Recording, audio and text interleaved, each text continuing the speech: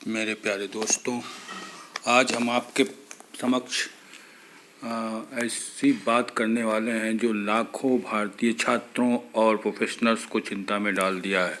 America ने H-1B visa की fees को बढ़ाकर $1 लाख यानी लगभग 83 लाख रुपए कर दिया है। अब सवाल यह है कि क्या अमेरिकन ड्रीम भारतीय युवाओं के लिए ख़त्म हो गया है।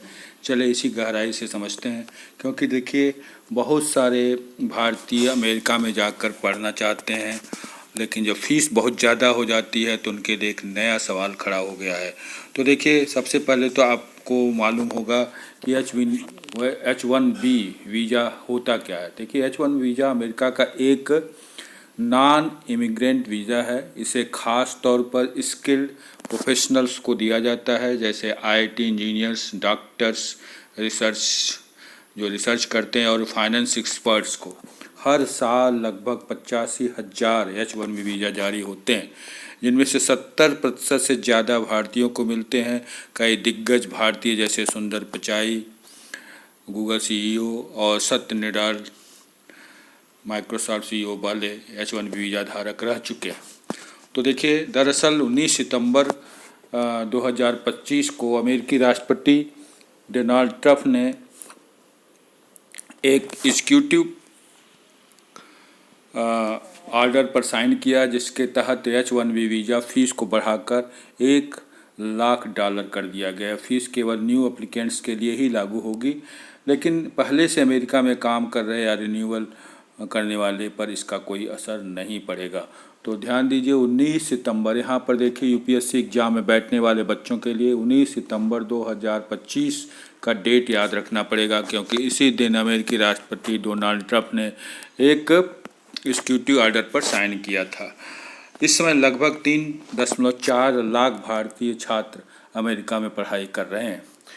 एक औसत छात्र अपनी पढ़ाई पर लगभग $2 लाख खर्च करता है। इसमें ट्यूशन फीस प्लस रहने का खर्च भी शामिल है। अब अगर H-1B वीज़ा पाना मुश्किल हो जाएगा, क्योंकि ये बहुत ज़्यादा फीस बढ़ गई है, तो इन छात्रों के लिए शिक्षा पर किया गया निवेश वापस निकलना लगभग असंभव हो जाएगा। ऐसे में केवल टॉप STEM ग्रेजुएट्स ही जॉब पा सकेंगे। मिडिल क्लास के छात्र हैं, वो उनके लिए अमेरिकन ड्रीम अब सपना हो जाएगा, ऐसा लगता है। क्योंकि और रिस्की भी हो जाएगा। अमेरिका में भी इस फैसले का नुकसान हो सकता है, क्योंकि अमेरिका को भी इससे नुकसान होगा। तो भारतीय छात्र हर साल, क्योंकि अमेरिका में भारतीय छात्र हर साल $15 billion billion dollars tuition fees और $10 बिलियन रहने का खर्च देते हैं। अगर भारतीय छात्र कनाडा, UK, जर्मनी और ऑस्ट्रेलिया की तरफ शिफ्ट हो गए तो अमेरिका को बहुत बड़ा इसका नुकसान सहना पड़ेगा, और इससे IT इंडस्ट्री को बहुत बड़ा घाटा भी हो सकता है। जो अमेरिकी यूनिवर्सिटीज़ हैं और IT इंडस्ट्रीज को बहुत बड़ा घाटा सहना पड़ सकता है भविष्य में। साथ ही इनोवेशन भी प्रभावित होगा, क्योंकि इंडियन ओरिजिन प्रोफेशनल्स ने अमेरिका को टेक्निकल इंडस्ट्री और ग्लोबल लीडर बनाया है। ये ध्यान दीजिए, इंडियन ओरिजिन प्रोफेशनल्स जो वहाँ गए हैं वो अमेरिका को टेक्निकल इंडस्ट्रीज और ग्लोबल में इसका लीडर बना दिया। लेकिन कुछ लोग ऐसा मानते हैं कि H-1B का दुरुपयोग भी हो रहा था। कई लोग सिर्फ अमेरिका में स्थायी रूप से बसने के लिए इसका इस्तेमाल कर रहे थे, लेकिन विशेषज्ञ कहते हैं कि असलियत में H-1B ने अमेरिका की अर्थव्यवस्था को बहुत ही मजबूत किया है। तो इससे भारत को तो नुकसान होगा ही होगा, साथ में अमेरिका को भी काफ़ी नुकसान का सामना करना पड़ेगा। तो UPSC के दृष्टिकोण से ये टॉपिक अत्यंत महत्वपूर्ण है, क्योंकि इसे आप कई विषयों से जोड़ सकते हैं।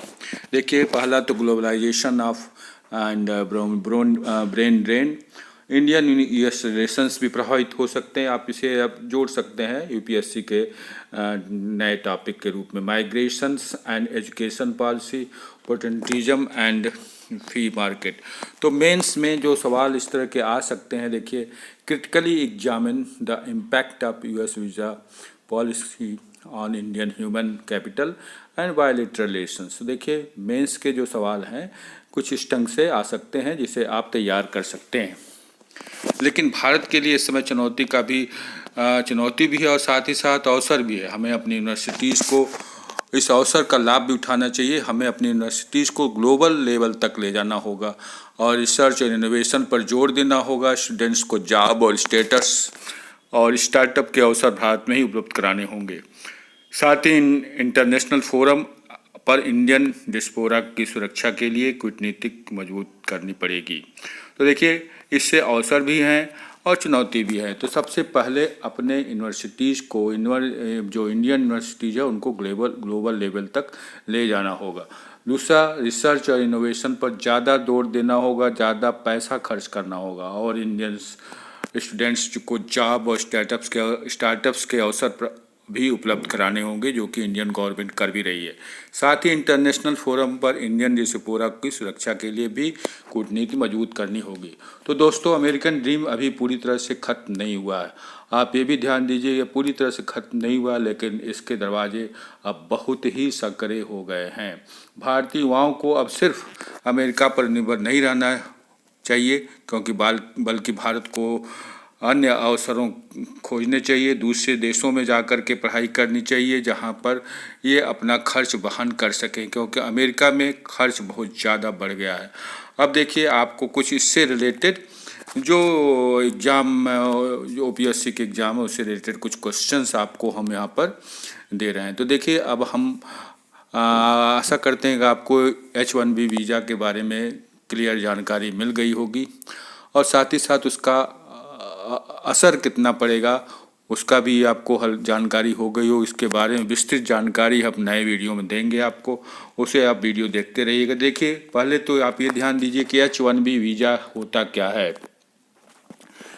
यह अमेरिका के एक नॉन इमिग्रेंट वीज़ा है जो कंपनी को विदेशी उच्च कौशल वाले कर्मचारियों को विशेष तकनीकी क्षेत्रों में काम पर रखने की अनुमति देता है।